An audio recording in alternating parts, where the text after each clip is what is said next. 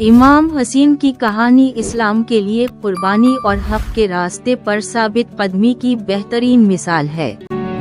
इमाम हसीन हजरत अली और हजरत फातिमा के बेटे और रसूलुल्लाह सल्लल्लाहु अलैहि वसल्लम के नवासे थे।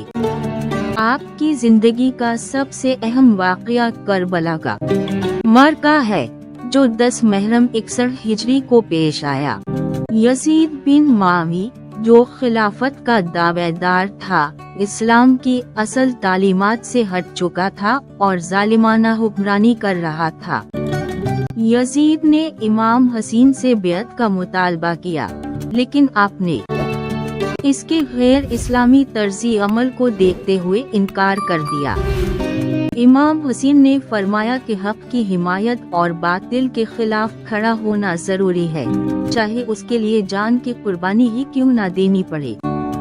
जब यजीद के जुल्म की हद बढ़ गई, तो इमाम हसीन अपने खानदान और चंद साथियों के साथ मक्का से कूफा की तरफ रवाना हुए, क्योंकि कूफा के लोगों ने आपको इंसाफ कायम करने के लिए दावत दी थी। लेकिन कूफा पहुंचने से पहले करबला के मैदान में यजीद की फौज ने आपका रास्ता रोक लिया।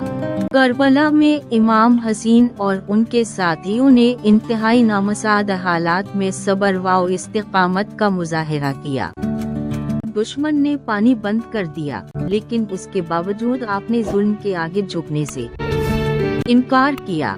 10 मुहर्रम को इमाम हसीन और उनके बेहतर साथी शहीद हो गए, लेकिन आपने इस्लाम के उसूलों को बचाने के लिए अपनी जान कुर्बान कर दी।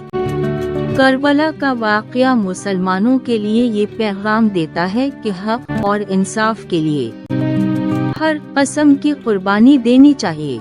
इमाम हसीन की कुर्बानी रहती दुनिया तक इंसानियत के लिए एक मशाल राह है, जो जुल्म के खिलाफ डट जाने का दर्स देती है।